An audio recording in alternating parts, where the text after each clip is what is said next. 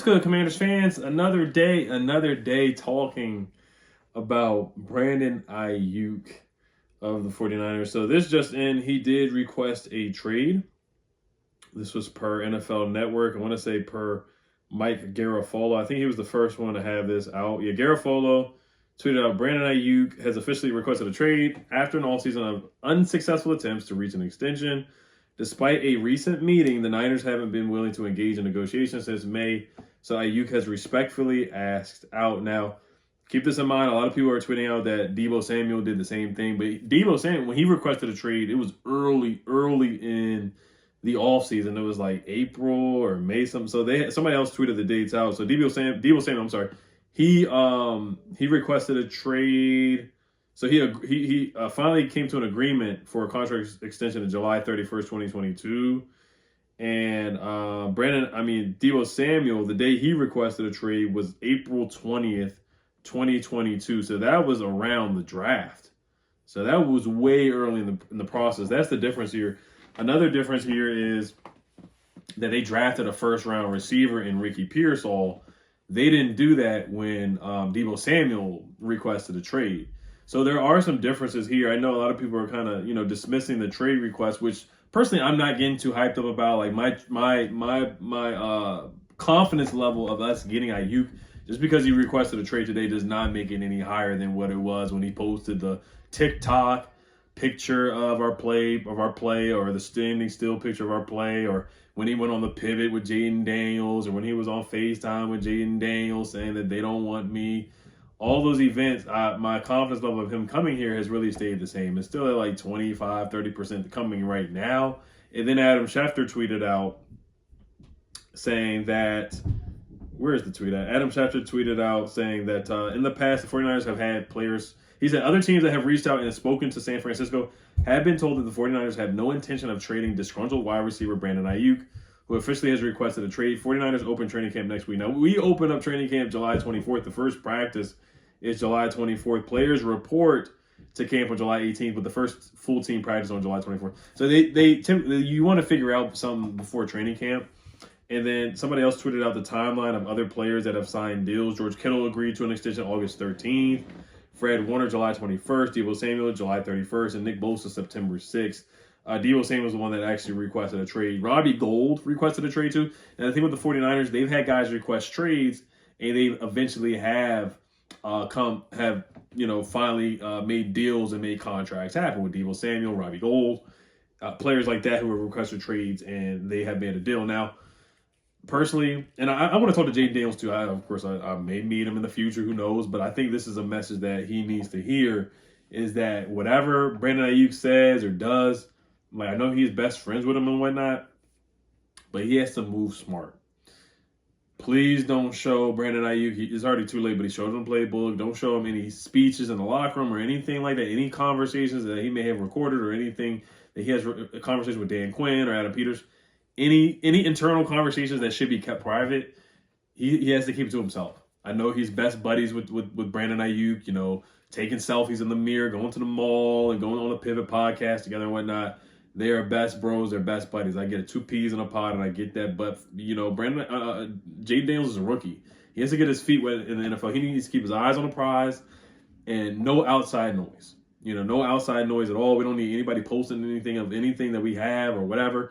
I think the next thing that Brandon Aiyuk probably is going to do is post himself in a jersey or something like that. He'll probably post himself in the gold pants or something like that. That's probably what he would do next. I wouldn't be surprised if Brandon Aiyuk did something like that. Now, Josina Anderson, she tweeted out that the Patriots reached out, but of course the Niners said that they're not, interested in trading him right now. And like I said, it may change, but I don't think it will change. I think he will play the season out with the Niners, and then he'll be a free agent, and then we'll see what happens from there. Now, Aiyuk has named the Steelers and the Commanders as his 2 top teams. The Patriots are desperate for a wide receiver help, so I can see them throwing a first-round pick. Adam Peters, obviously, it just sounds like he doesn't want to do a first-round pick because he did reach out to the Niners. They had conversations per Adam Schefter, but the price was too high. Now, if it's a 2nd and a 5th, I'm not mad at him. Adam Peters wants to pull the trigger on it, 2nd and a 5th, send it for Brandon Aiyuk. I'm fine with that. I am down for that. I'm not against it at all. I'm not banging on the table for it. But, you think of a receiving core of Aiyuk, Terry, or you want to say Terry first, Terry, Aiyuk, and then Jahan Dotson can fall into place to being that third guy, which I kind of think that's probably what he's better suited as a third guy, or just slot receiver that can move around. But just being that number 3 guy, I think he could be like the best or top 5 number 3 receiver in the league if anybody pays attention to that. But he can be the best. Jahan can be the best number 3 receiver in the league. Terry can be 1A, 1B, and still do his thing, get his 1,000 yards. And Aiyuk is a 1,000-yard receiver as well. He get his 1,000 yards from Jayden Daniels as well. So, I mean, that would just be a perfect receiving core. Luke McCaffrey would be wide receiver 4. Diami, who knows? And then James McCarty, your punt returner. That's 6 receivers right there. That's all you really need, in my opinion. I don't think you need to really keep 7 guys. And that would just be the perfect receiving core. And then you got Sennett, a tight end. Zach Ertz, and then you got the familiarity with Adam Peters with the Niners and whatnot. So there's a lot of familiarity there and a lot of connections there with Brandon Aiyuk for sure. But like I said, with Jayden, he needs to, somewhat keep his distance. Like if you're gonna have conversations with this guy right now, keep it strictly friend stuff. And I get it. I'm not here to control whatever he says and whatnot. But I'm just saying that I think it's in his best interest to keep it, friend stuff. Don't show him any plays. It's too late. I get it. But anything else, this guy Aiyuk, he's doing what he's doing what he needs to do to get paid. And this is what receivers do. We've seen Stephon Diggs do it. We've seen Tyreek Hill do it. We've seen Antonio Brown do it. We've seen many guys do stuff like this with social media. Many guys with social media. And Aiyuk is doing whatever he feels like he's doing in his best interest. And clearly he's not thinking about Jayden Daniels' best interest, because that was not a good look. I'm not mad about the whole picture and whatnot, but personally it was not a good look for our play. Even though it doesn't show a formation, it doesn't show the playbook and whatnot. But it's kind of like, okay, what else could Aiyuk show? What else could Aiyuk do? What else could he do in this situation? And show to social media. It just kind of shows maturity. Most of the maturity side that is concerning to me is on Aiyuk's side. But if you're best friends with this guy and you don't know what he's capable of doing, like what else could he put out there and post?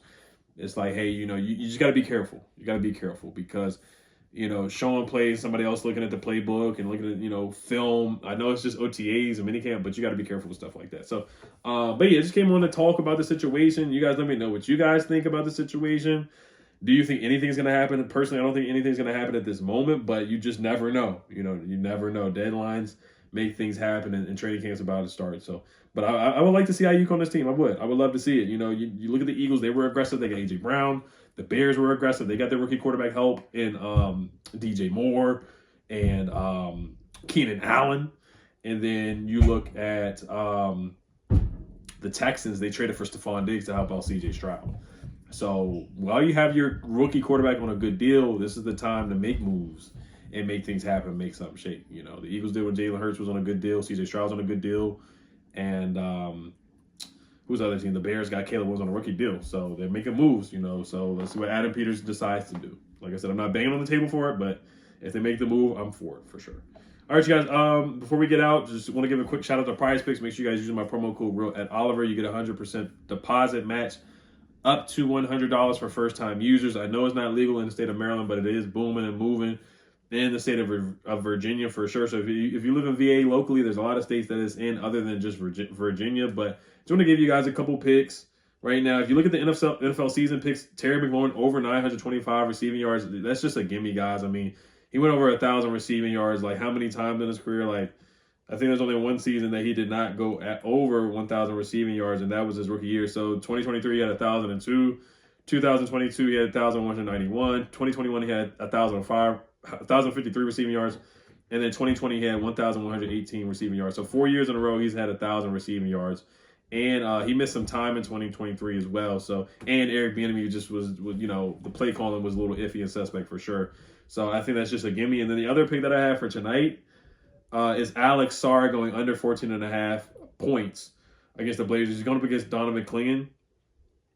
So I don't see him getting over 14.5 points tonight. And he also he's just been struggling, guys. He's been struggling, to be honest. And Donovan Clingan's a really good defender.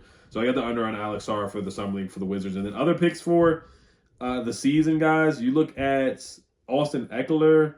Oh no, I'm sorry. Brian Robinson's rushing yards, 675 rushing yards. That's really, really low. That's really low. I mean, I think he should definitely eclipse that. I know he's going to share touches with Austin Eckler, but you know, with this offense, you look at James Conner and other guys, running backs for Cliff Kingsbury. They've had some really high, like he had 797 rushing yards in his rookie year, and then 733 rushing yards the year before in 2023, this past year, and that was in 15 games. He didn't even play a whole season. He played 12 games and had almost 800 rushing yards. So those are 2 picks: the Terry pick and the Brian Robinson pick. You guys should definitely take advantage of those right now before the season starts.